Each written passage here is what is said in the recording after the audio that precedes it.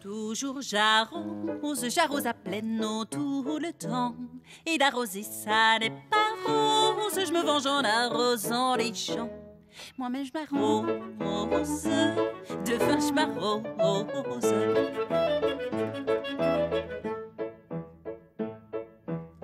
Je déteste la pause et quand je vois des épateurs dans de beaux habits croire quelque chose pour rafraîchir tous ces poseurs, je vous leur arrose leur gilet rose. Venez voir la merveilleuse projection animée des frères Lumière de Lyon. Entrez, entrez, mesdames et messieurs. Ce soir, première fois. Le 28 décembre 1895, la première séance de projection publique de cinématographe a lieu au Salon Indien du Café de Paris. Il y a 10 films d'1 minute et parmi ces films, il y a une sorte d'ensemble de ce qu'on peut faire avec le cinéma. Il y a des vues militaires, il y a des vues spectaculaires et il y a des vues comiques. Et l'une de ces vues comiques est évidemment la vue comique maîtresse, l'arroseur arrosé.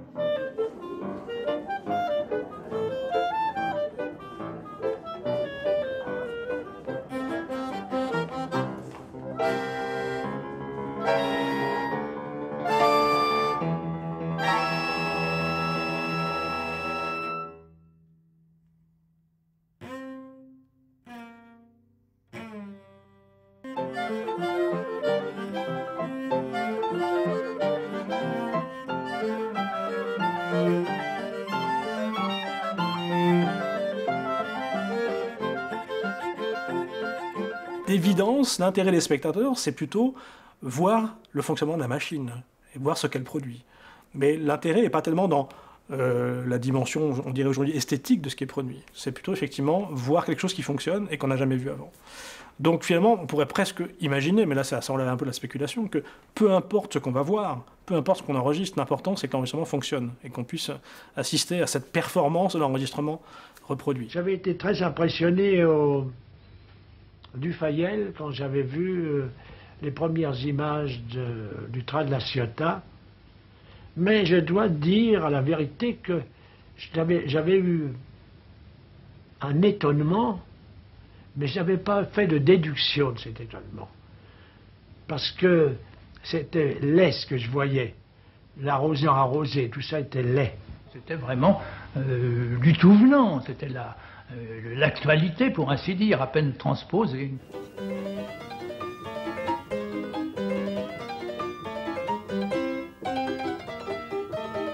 Une grande part du public qui a pu voir les premières projections du cinématographe Lumière, en fait, ils étaient habitués à voir des spectacles avec des images projetées dans le noir.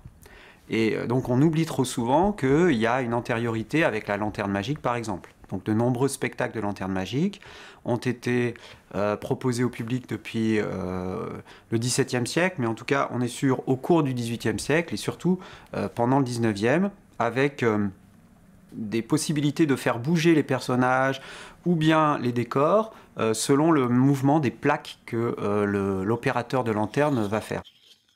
Et on se rend compte qu'en fait, le cinéma est complètement mêlé avec la lanterne, il n'y a pas de différence. On croit qu'on va opposer fixe et animé, mais on discute de vues mouvementées pour les plaques, parce qu'il y a des ressorts, parce qu'il y a des manivelles, etc. Et la différence n'est pas du tout perçue de manière aussi nette. On l'a reconstruit rétrospectivement, le fixe puis l'animé, mais à l'époque, c'était surtout conçu dans un même paradigme, dans une même idée, qui est la projection. Et au sein de la projection, ce qui compte, c'est qu'il y a une image projetée, si possible de bonne qualité, grande, qui puisse être vue par un public collectif, évidemment, mais aussi la présence d'une parole. Et finalement, le cinéma vient s'inscrire dans la suite de la lanterne, et donc ce qu'on attend aussi, c'est qu'il soit accompagné par une voix.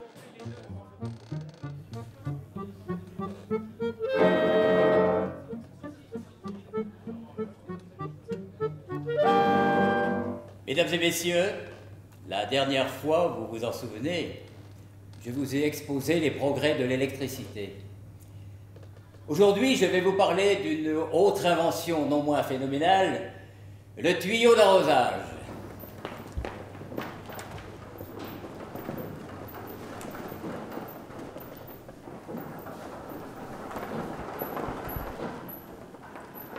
Eh bien, sachez-le, mesdames et messieurs, que depuis que l'homme cultive, il arrose.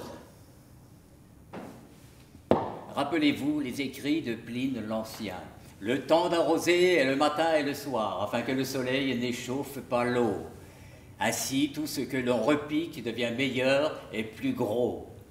Surtout les navets et les poireaux. Mais admettez-le, porter des arrosoirs le long des allées des potagers est une corvée. Avouez que l'usage du tuyau d'arrosage rend la tâche beaucoup plus aisée. Il faut le reconnaître, mettre au point un matériau qui soit à la fois creux, étanche, souple et solide était une gageure des plus ardues.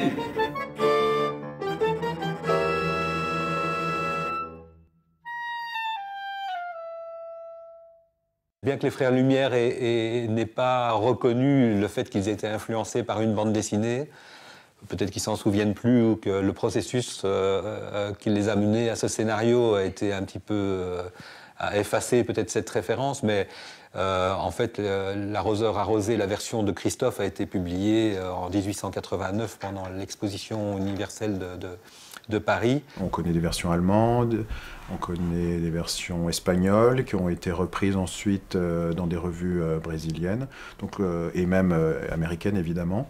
Donc le gag a fait le tour du monde dans les journaux de l'époque. L'histoire de l'arroseur arrosé a été présentée pour la première fois dans les pages du Fliegenblätter. C'est un magazine d'humour allemand dont les Américains et les Français vont en général s'inspirer. J'avais recherché dans les Fliegenblätter l'origine du gag. Je connaissais la date à 2-3 ans près, j'ai tout regardé. Et puis tout à coup, je tombe sur Schlissmann, je dis formidable, je l'ai, mon arroseur arrosé, j'étais très, très content. Et puis je remonte par comme ça, et poum, juste avant, je tombe sur Oberländer, qui lui a fait un truc en 2 images. Et donc pendant longtemps, j'ai pensé que c'était eux qui étaient à l'origine du gag. Et puis en fait, le français Uzès, semble-t-il, lui, il a fait 2 fois. Et lui, la première date de 85, donc il est très, très devant les autres. Et donc c'était lui pour moi le premier. Et puis non, il y a un Américain qui l'a fait avant. Alors, c'est un type qui s'appelle Frost. On sait qu'il est paru dans un recueil qui s'appelle Stuff and Nonsense en 1884, mais vraisemblablement il est paru dans la presse encore avant. Mais peut-être, il y avait encore des gens avant. Et je pense, la conclusion de mon article que je vais faire dans Papy Niclée, ça va être que l'inventeur du gag de l'arroseur arrosé, c'est l'inventeur du tuyau d'arrosage.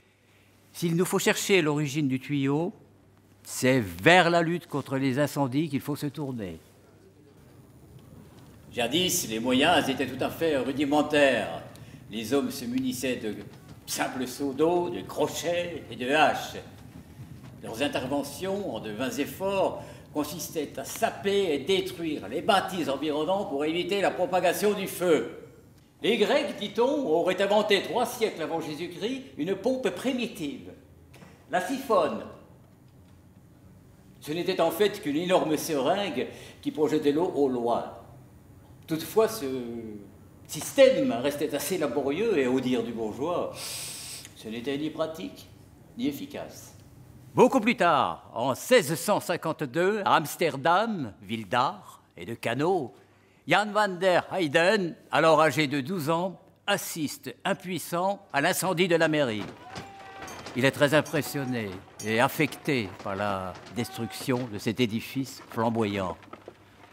20 ans plus tard, il invente la pompe à bras, la fameuse pompe hollandaise. Puis il confectionne un tuyau souple fait de cuir cousu main. Et les sapeurs de Chat-en-Doc se mirent ainsi à pomper et pomper, tant et si bien qu'ils devinrent sapeurs-pompiers.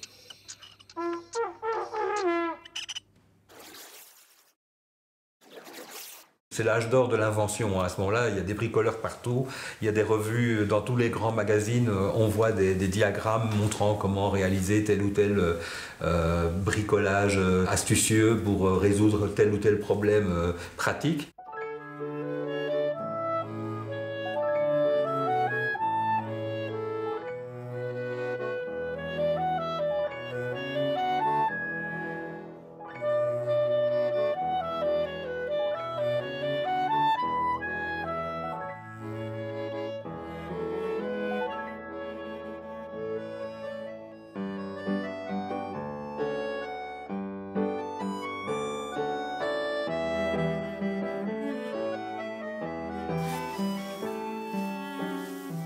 Ces nouveaux objets qui sont créés réapparaissent après dans les histoires en images et servent d'accessoires pour faire des gags.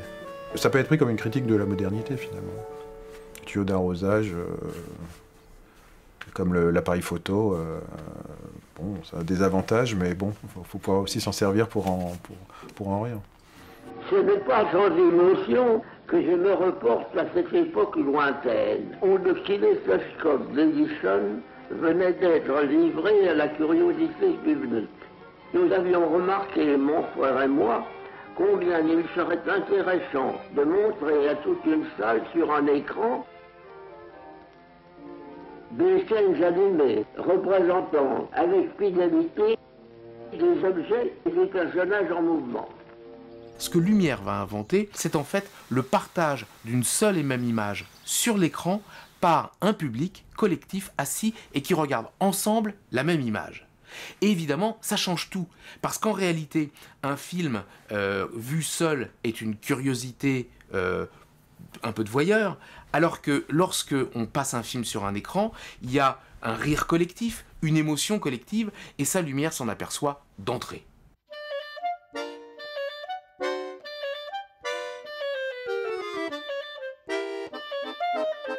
La boîte magique qui vous projette ces images animées a bien failli disparaître 2 ans à peine après son invention.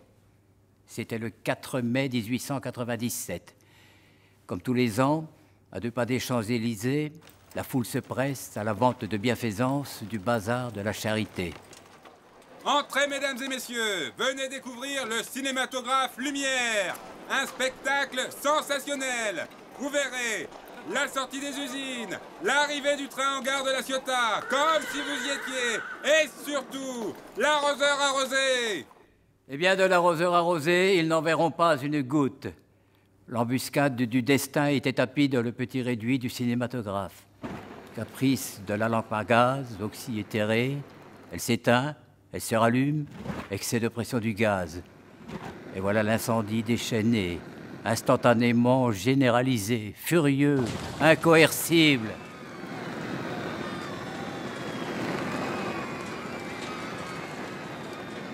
En un quart d'heure, il ne reste du bazar de la charité qu'un brasier noir, funeste et fumant. Le bilan est très lourd, 126 morts, dont 118 femmes. Et voilà le cinématographe jugé trop dangereux. Les projections sont officiellement interdites. Heureusement, pour écarter tout risque, les projections se feront dorénavant depuis une cabine spécialement aménagée. Lorsque on produit l'arroseur arrosé, on n'imagine pas encore que le cinéma va devenir le spectacle qu'il va devenir peu de temps après. Donc il y aurait, de ce point de vue-là, 2 temps très différents, très distincts. Le premier temps qui est le temps lumière, qui est un peu un temps où on fait des films pour voir s'il y a un public, finalement. C'est un petit peu ça. Pendant 3, 4, 5 ans, disons à peu près jusqu'à 1900, Pathé va tourner très peu, Gaumont va tourner très peu, ils vont surtout essayer de vendre des caméras et du matériel. À partir de 1900, il y a une petite scansion. Les premiers studios vont commencer à s'approprier la production, Pathé, Gaumont, d'autres petites entreprises qui seront ensuite absorbées. Finalement, il y a aussi de l'argent à faire, non plus sur le contenant, en vendant des machines et des projecteurs, mais sur le contenu. D'autant que les projecteurs sont entre les mains de personnes itinérantes, donc si on leur vend des projecteurs, pourquoi ne pas leur vendre les films qui vont avec, et comme ça les gens vont aller de ville en ville et projeter les films. Les films se complexifient, on écrit, on fait de la production industrielle, il faut sortir de nouveaux films, mais on est toujours dans ce qu'on appelle un cinéma primitif, qui est un spectacle éminemment forain. Entre 1900 et 1914, à peu près 40% de tout ce qui s'est produit comme film en France est comique. En tout cas, est rangé dans cette catégorie scène comique, ou qu'on appelle parfois aussi comédie, un peu plus tard. Donc voilà, il y a un genre dominant, c'est incontestable. Il est certain que la fin du 19e siècle est une période inquiète qui a besoin de rire. Il y a des centaines de cafés-concerts à Paris. Les chansons et les pièces sont principalement comiques. pantomime le sont en tout cas, et les clowns. Beaucoup de spectacles sont comiques, et puis le premier cinéma est très largement comique.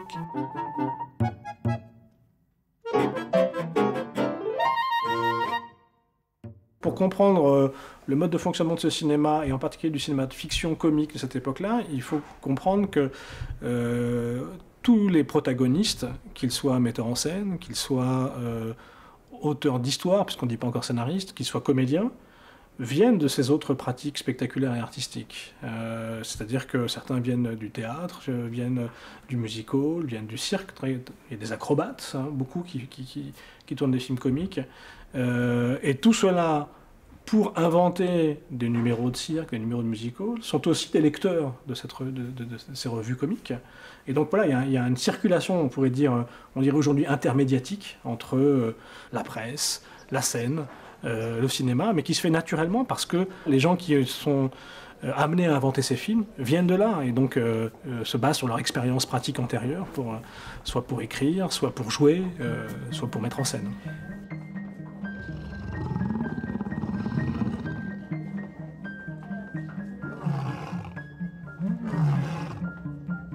Il y a beaucoup de numéros de cirque, des choses qui sont assez spectaculaires, qui correspondent aussi à l'idée de cinéma des attractions. C'est des attractions foraines, donc des jongleurs, des magiciens.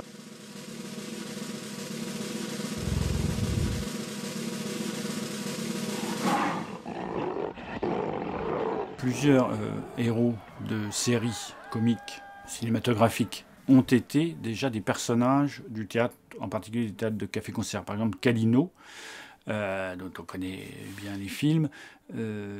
Calino incarne pendant toute une partie du 19e siècle l'imbécile, le naïf. Il apparaît dans pas mal d'histoires. Calino se marie, la sœur de Calino.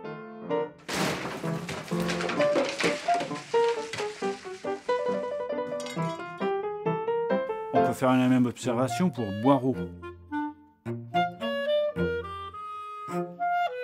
Boireau est aussi un personnage qui apparaît sur la scène du café-concert et qui est aussi un héros des histoires qui s'appelaient, je crois, les Nouvelles à la main, qui paraissent dans le Gil Blas dans les années 1880, qui sont donc des petites histoires comiques. Et il y a d'autres exemples encore, qui sont des personnages qui ont une vie antérieure au cinéma.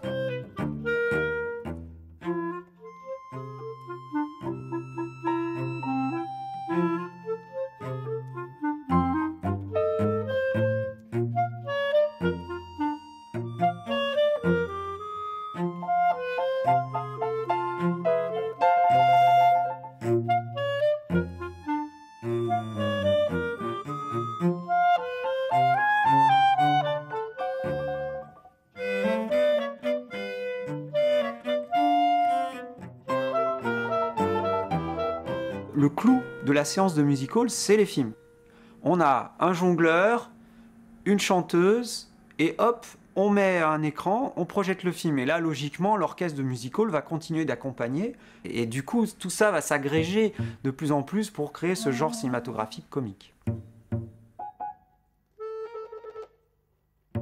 Si on filme ces clowns, Foutit et Chocolat par exemple, si on voit que ça marche bien et que le tourneur, le forain, il voit que ces films-là, ça marche bien, il va y avoir de la demande. Hein. Donc Gaumont va se dire, tiens, on va en faire de plus en plus, et Pathé aussi. Et donc il y a des gens qui vont se spécialiser là-dedans. Ils vont même créer une troupe qui s'appelle les Pouics, qui est une troupe qui va faire vraiment du comique costaud. Et on va détruire les tables, les assiettes, les armoires, carrément des étages qui tombent dans un immeuble, etc. Tout ça parce que ça existe finalement sous la forme de spectacles de cabaret, de musical, de cirque avec les clowns. C'est vrai qu'il y a un genre cinématographique qui va naître à partir de ce qui existe déjà.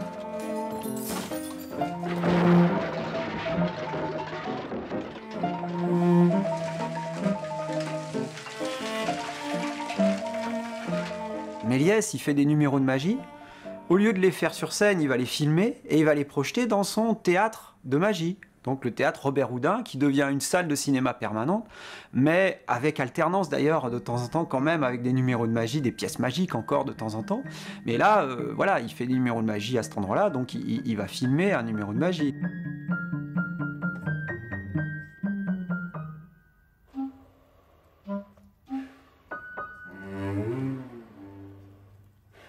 beaucoup de choses dont on crédite le cinéma étaient en réalité déjà des trucs de théâtre. Méliès, par exemple, a fait La Lune à 1 mètre.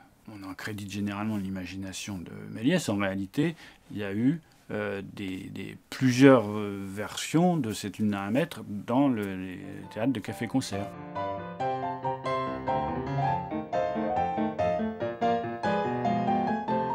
C'est une figure qui s'inscrit dans un genre, la féerie comique, qui est un genre de toute façon de reprise constante, avec souvent des trucs nouveaux ou mieux faits à chaque reprise, et qui s'étend jusqu'au début du XXe siècle. On monte encore des féeries, et donc Méliès intervient à ce moment-là aussi. Il s'inscrit dans cette continuité-là. Et dans une certaine mesure, il achève le genre.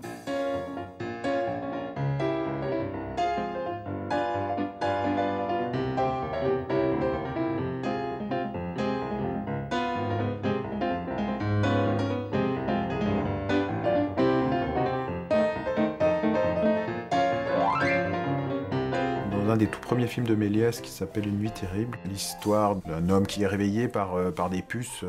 C'est exactement le genre de gag qu'on retrouve dans la presse illustrée de la même époque, notamment la première fois chez Max et Maurice, puisque ce sont les deux garnements qui vont mettre des insectes dans le lit d'un adulte. On le retrouve donc chez différents dessinateurs comme ça qui reprennent ce gag. C'est le même genre de gag viral qui se multiplie dans la presse et après qu'on retrouve dans le cinéma.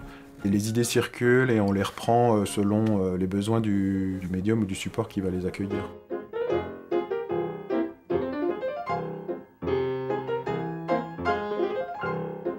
Je trouve assez passionnant de se dire qu'à l'époque du cinéma des premiers temps, on a entre ce qui deviendra la bande dessinée, c'est cette presse illustrée, et le cinéma, beaucoup de lieux de convergence qui sont exploités, avec beaucoup de points communs, la frontalité, une certaine distance à l'objet, et que donc finalement le rapport entre l'endroit d'où l'on voit et la scène que l'on filme ou que l'on dessine, que l'on montre, finalement est appréhendé un peu avec des mêmes critères. Qui sont notamment celui d'une scène resserrée. On voit bien que c'est une même culture visuelle.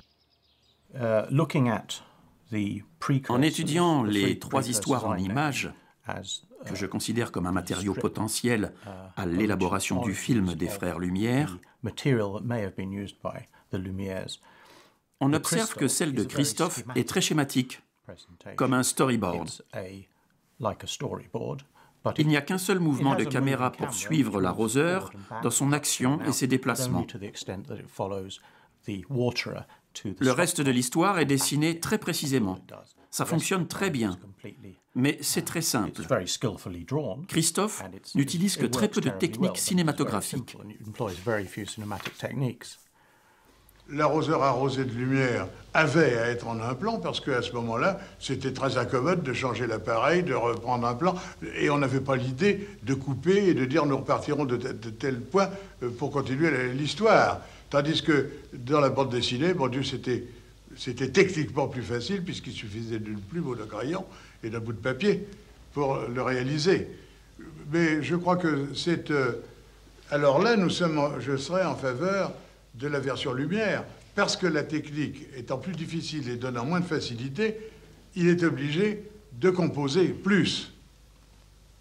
Il est moins libre. La liberté en art, c'est très dangereux. La vue des frères Lumière obéit à tous égards à la structure narrative minimale. Il y a un début, il y a une fin, il y a une forme de clôture, puisque finalement on attend, on laisse le jardinier reprendre sa position. Et donc tout ça, c'est vraiment une organisation narrative. Et on voit que c'est très rythmé. Il y a vraiment une véritable synchronisation des différentes actions par rapport aux deux personnages, et de ce point de vue-là, véritablement une mise en scène.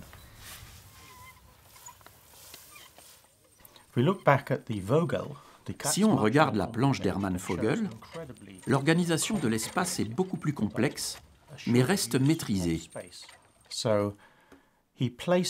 Le dessinateur place les protagonistes avec beaucoup de soin. Ceux-ci bougent tous les uns par rapport aux autres, mais l'action est facile à suivre grâce à un point de référence unique, un banc public placé dans le décor. Cela montre une utilisation très maîtrisée de l'espace. Plus compliqué encore, Vogel change la position de caméra et par là même celle du spectateur. Et pourtant, nous ne sommes pas désorientés. Et il y a tout à parier que le lecteur de l'époque ne l'était pas non plus. Enfin, dans la version d'Uzès de 1885, l'expérimentation de ces techniques est encore plus poussée. On y trouve des cuts et des gros plans, mais également deux images très proches l'une de l'autre, ce qui permet de saisir la vitesse de l'action. On peut noter que le point de vue s'élève. Le mouvement part de très bas et prend de la hauteur au fur et à mesure que le gag progresse.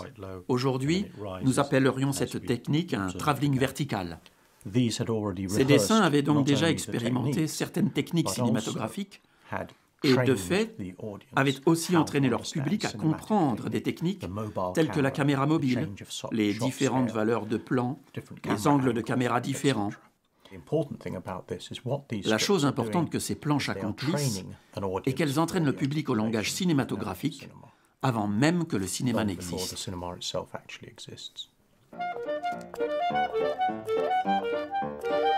Rappelez-vous, avant l'invention du tuyau, les rues étaient crottées, en particulier par les calèches à chevaux.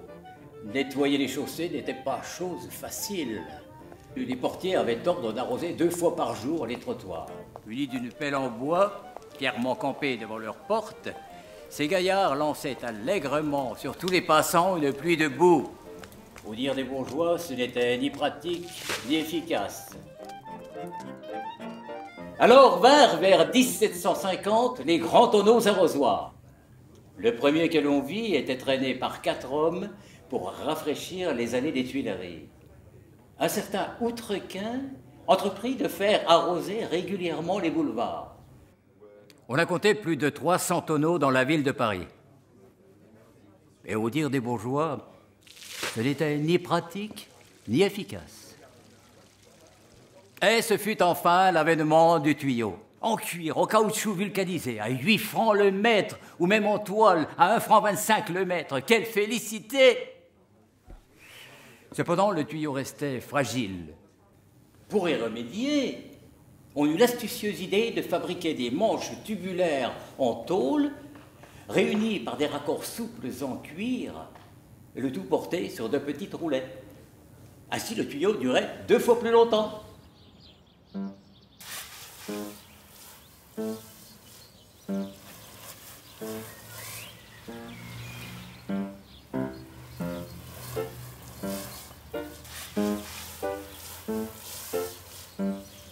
Alors des arroseurs arrosés, il va y en avoir un nombre mais absolument incommensurable. En Europe, aux États-Unis, il y en a absolument partout. Les frères Lumière vont tourner probablement 3 versions de l'arroseur arrosé. L'affiche, la première affiche de cinéma, celle signée Ozol, montre un public en train de regarder l'arroseur arrosé, ce qui fait que le thème va rentrer dans l'histoire du cinéma et il va y avoir de très nombreux copieurs.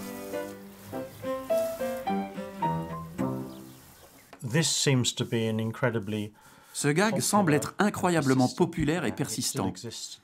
Il existe encore aujourd'hui dans les émissions télévisées pour enfants et dans les dessins animés.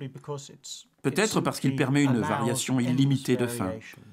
C'est un sujet qui peut être repris et personnalisé par tous ceux qui le dessinent ou en font un film. Ils peuvent y apporter leur propre variation, leur propre timing.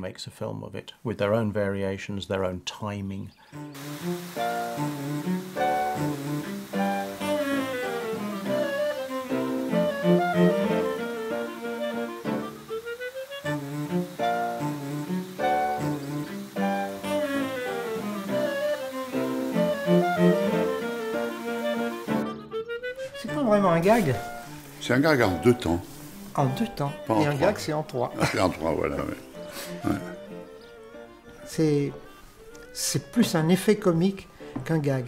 Un gag, ça se construit comme un petit scénario. Et ça, il n'y a pas de construction. Enfin, il y a une construction, mais c'est simple, c'est élémentaire. Quelqu'un arrête l'eau qui est dans le truc et de nouveau, quand l'autre regarde, il lève le pied sur le tuyau et il s'arrose. Donc, c'est un effet comique, mais très prévisible. Oui, très prévisible. Très prévisible. L'effet comique reposerait sur une sanction immédiate. L'effet comique fait rire tout de suite, dès son apparition. Alors que le gag relèverait d'une construction. Il y a le temps 1, le temps 2 et le temps 3. Le 3 devant être une surprise qui couronne et qui reprend les éléments de de l'ensemble. Voilà, exposition d'une situation, développement dans une direction inattendue, et puis retournement qui achève le développement dans une direction encore inattendue.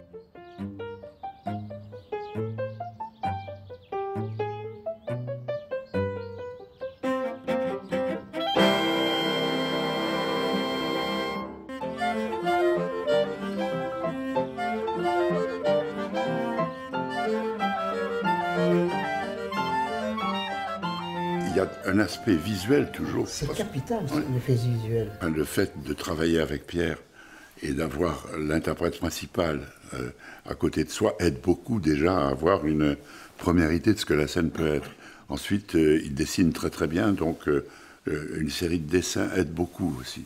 Et puis on faisait avec les objets qu'on avait autour de nous. Mais je me souviens de toi te cachant derrière une porte. Alors là, il se mettra derrière l'arbre, et la porte donnait un arbre. Et ça, c'était formidable, parce qu'on jouait en même temps qu'on trouvait les choses. Oui, oui.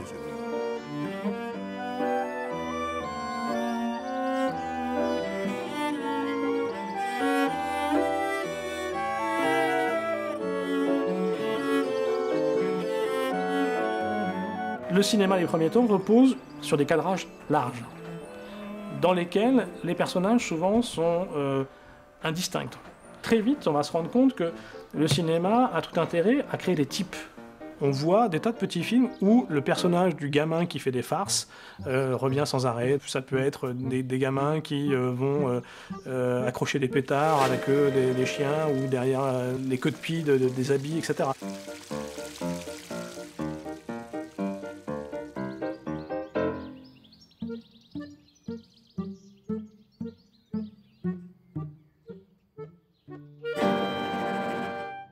C'est le thème de l'enfant terrible. C'est l'enfant qui est désobéissant, qui est sale, qui touche à tout, etc., qui est sans gêne, etc. Ça, c'est un thème dans la littérature enfantine qui apparaît vers les années 1830, enfin au début du 19e siècle, qui a déjà généré beaucoup de littérature enfantine, qui sera repris après sous forme de récits illustrés ou d'histoires en images. Les plus connus au milieu du 19e siècle, c'est Max et Maurice de l'allemand Wilhelm Busch, et qui a inspiré après beaucoup de dessinateurs. Donc ce thème de l'enfant terrible, on le retrouve partout après dans les histoires en images pour adultes, mais aussi pour enfants.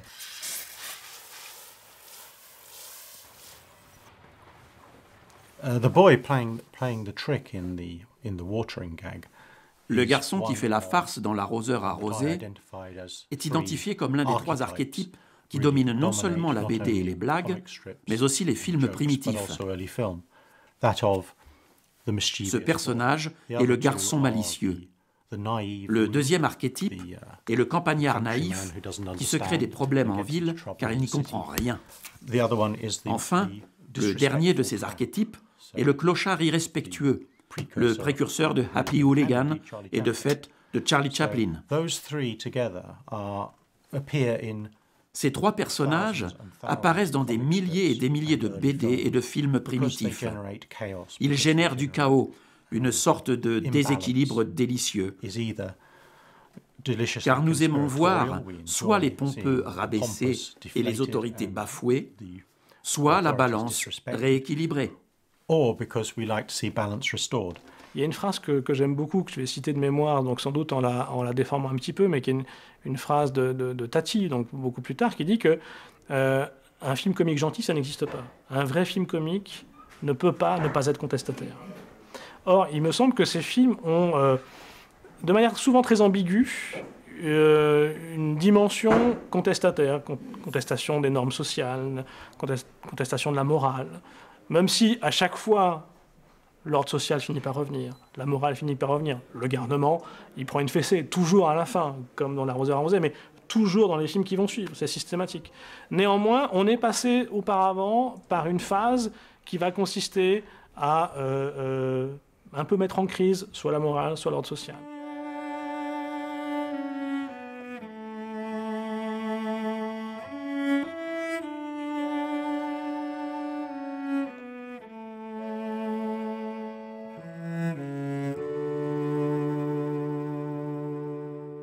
Et ce qui est intéressant dans ces films comiques, c'est que tous les grands problèmes sociaux, de l'époque sont abordés dans ces films.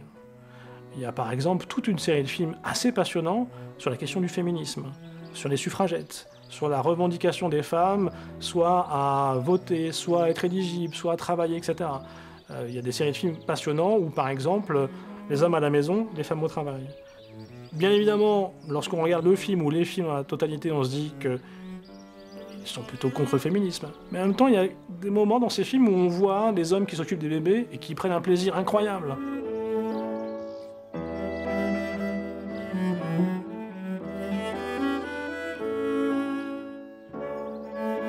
Certes, très souvent avec un retour à l'ordre moral, un retour à l'ordre social à la fin, c'est assez systématique.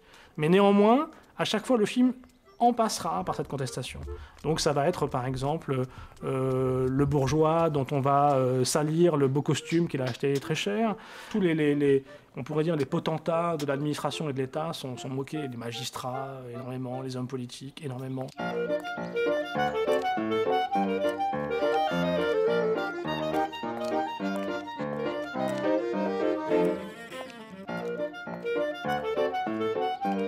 Le policier, lui, il est souvent mis à mal dans les films comiques, dans une perspective d'ailleurs qui va être très largement reprise par la suite, jusque dans le cinéma américain, avec les Keystone Cops, hein, ou Cops de Keaton.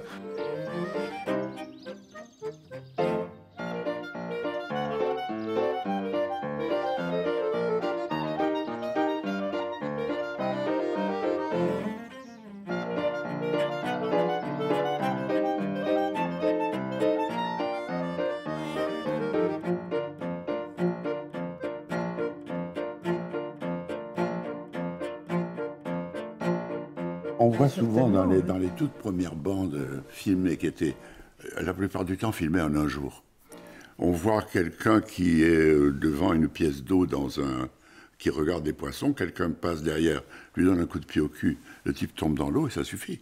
Quelquefois ça n'allait pas plus loin que ça, qu'une chute, ou qu'une méprise où simplement quelqu'un va s'asseoir, on retire la chaise, il tombe par terre, quoi, des choses les plus vieilles du monde. Quoi, hein.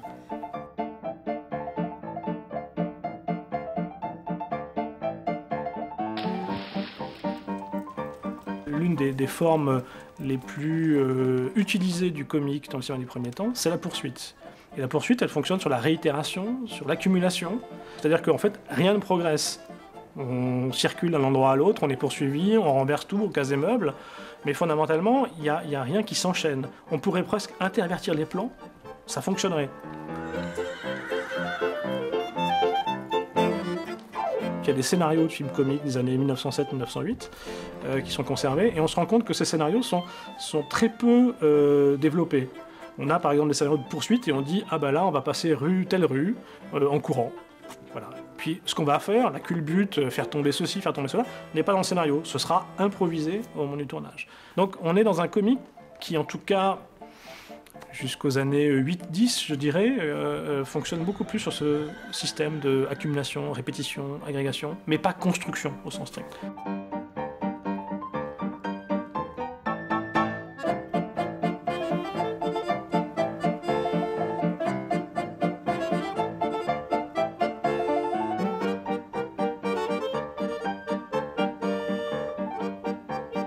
C'est que c'est un cinéma sans parole, qui vient du cirque, du musical et du théâtre où on parle.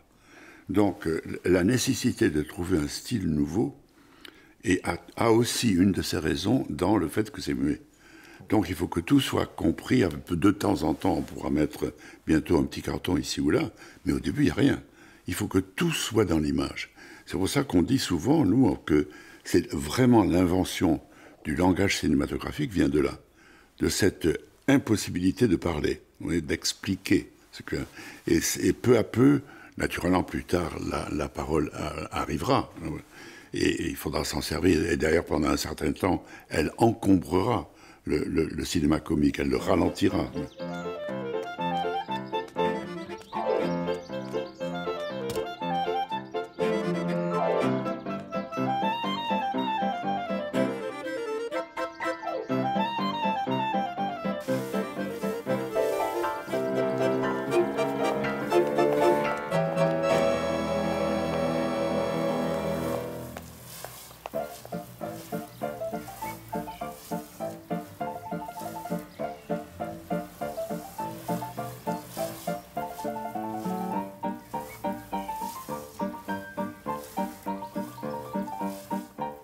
et l'arrosage entrait dans l'ère moderne. Désormais, à Paris, 149 brigades d'arroseurs publics quadrillent la cité. Ces chevaliers du pavé, d'un caractère trempé, l'index allongé sur la canule en cuivre de leurs lances, font pleuvoir des pluies d'arc-en-ciel sur plus de 15 hectares de rues, d'allées, de promenades, de gazons et de champs de navets. Enfin, faut-il vous le dire, mesdames et messieurs, le tuyau d'arrosage est surtout une source de réjouissance et d'amusement qui exalte nos enfants petits et grands. Quelle invention peut se targuer de distiller avec autant de zèle cette faculté à faire rire ?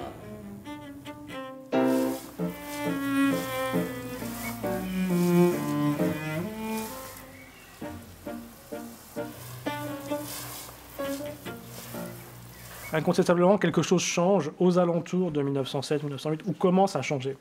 Pour le dire rapidement, le changement, il est essentiellement social.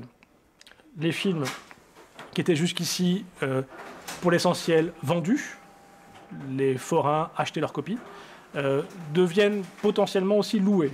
En fait, les deux systèmes coexistent jusqu'en 1914. C'est-à-dire que le projectionniste forain va disparaître progressivement, les films vont être envoyés dans les salles de cinéma et les copies ne seront pas vendues à la salle de cinéma, elles seront louées en échange d'une partie de la recette. Les remontées de royalties sont organisées, on commence à rentrer dans une économie complètement structurée du cinéma où le succès d'un film va arrêter de faire le succès de l'itinérant, mais va faire le succès du producteur et des industriels qui ont produit le film. Au même moment, on va avoir également une transformation dans le contenu même des films. On avait surtout des films très très courts dans lesquels il y avait un gag, l'arroseur arrosé, et puis après on peut le répéter, ou bien des courses-poursuites, ou voilà. Très souvent, le titre du film résume tout le film. Ces films-là, avec une structure narrative extrêmement simple et répétitive, progressivement sont concurrencés par des films avec une narration beaucoup plus complexe. Et on dit qu'on passe d'un cinéma des attractions, comme les attractions de foire, comme quelque chose de percutant qui va tout d'un coup secouer le spectateur, mais très brièvement, à un cinéma de la narration où on va raconter des choses sur une plus longue durée. À partir de 1910, c'est assez clairement daté, parce que quand on fait les programmes, on s'en rend compte de manière très précise. Les éditeurs de films, donc les producteurs, mais qui à l'époque s'appellent éditeurs, proposent on va dire un nouveau genre comique. Il faut prendre ici comique au sens vraiment générique, ou une sorte de sous-genre, je ne sais pas comment l'appeler. En tout cas, on voit que certains films sont rangés dans une classification nouvelle, qui est la classification comédie. Sans doute parce que ce qui se joue, c'est aussi l'intérêt d'un public plus cultivé pour ce cinéma comique-là. Et donc, ce public cultivé est plutôt demandeur de quelque chose qui relèverait de la comédie, moins triviale, moins grotesque, plutôt basé sur des situations vraisemblables, avec un jeu moins outrancier.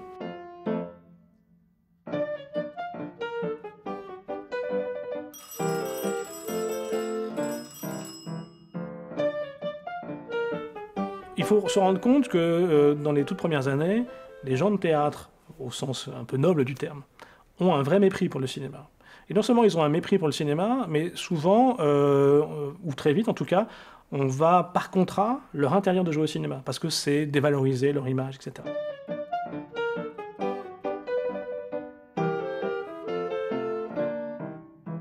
Si on interdit, c'est parce qu'au même moment on débauche. Et de fait, notamment dans le genre comique, on va voir arriver des gens qui viennent du théâtre plus classique. Des gens comme Max Linder, qui a fait le Conservatoire de Bordeaux.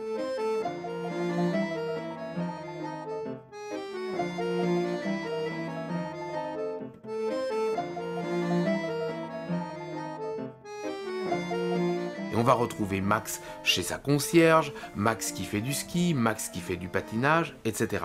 C'est une démarche totalement nouvelle. C'est la naissance du Star System, et le Star System est finalement l'ouverture d'un cinéma totalement industriel. On prend une vedette qu'on a déjà formatée, qu'on a déjà vendue en termes de marketing, et on la fait se déplacer, et toutes les semaines, le spectateur vient regarder sa vedette dans une situation nouvelle.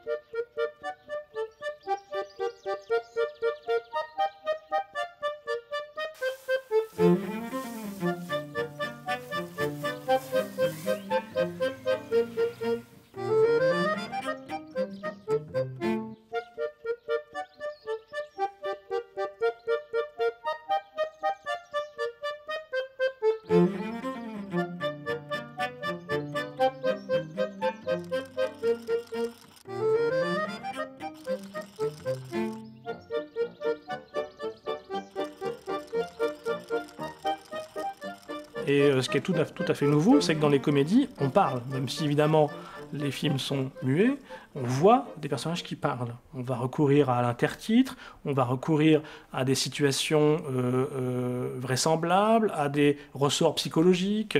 Voilà, je me sens humilié parce que ma femme m'a trompé, etc.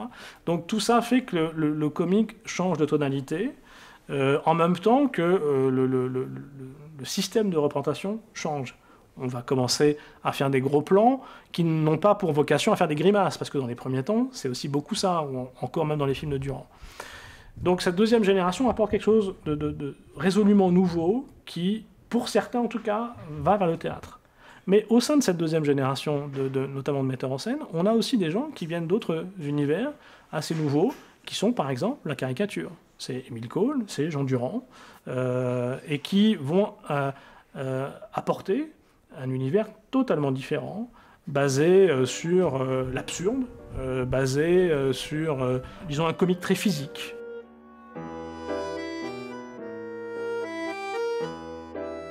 La série des Jobards, c'est la rencontre assez inattendue entre un comique plutôt théâtral à la Linder et en même temps tout ce qui relève effectivement de l'absurde, de la grimace, de l'outrance, etc. Donc il n'y a pas forcément d'opposition. En tout cas, il y a deux systèmes comiques qui discutent, on pourrait dire, l'un avec l'autre, à partir des années 10. Et à la fin des années 10, on est rentré dans l'ère moderne du cinéma avec une économie, avec des lieux de projection, avec des projecteurs sédentarisés, et en gros, les forains vont devenir progressivement quelque chose de très marginal dans l'histoire du cinéma, même s'ils resteront jusqu'à la fin des années 30. Le cinéma français était le premier cinéma du monde, le plus gros exportateur dans le monde entier. Gaumont, Pathé, Méliès, puis Éclair, Lux, etc. Donc ils avaient un quasi-monopole, c'est-à-dire que vraiment, ils dominaient largement tous les marchés cinématographiques, y compris les États-Unis.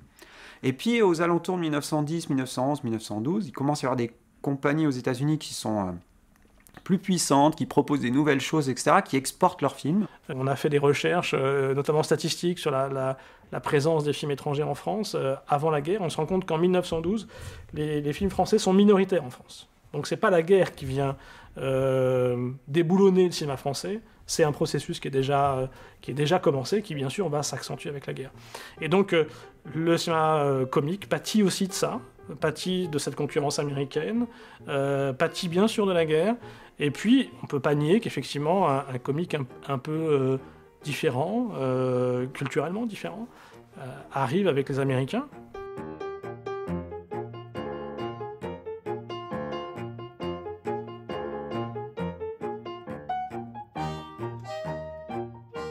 Ce cinéma comique, notamment avec Chaplin, paraît ne rien ne voir au théâtre.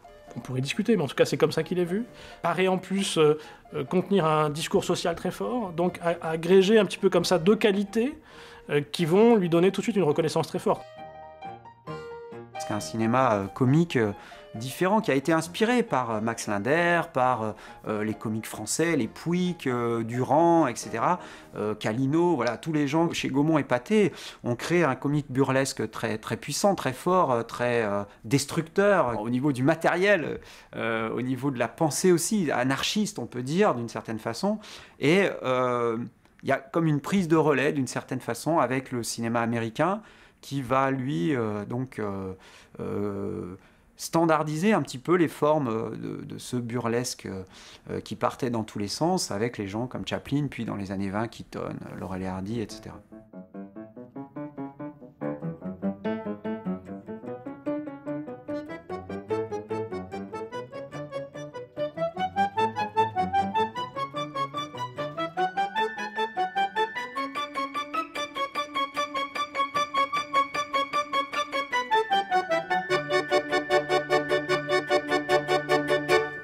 Qu'y a-t-il de drôle dans ce gag célèbre? Soit, un tuyau d'arrosage A', B', branché d'une part à un robinet grand A et d'autre part à une lance d'arrosage grand P. Et c'est un personnage grand D qui a posé son pied petit D' sur le tuyau, le lève brusquement, l'eau jaillit avec force. N'est-ce pas?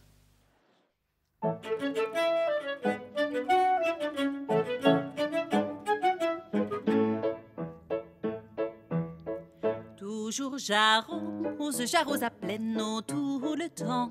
Et d'arroser ça n'est pas rose, je me venge en arrosant les champs. Moi-même je m'arrose, de fin je m'arrose.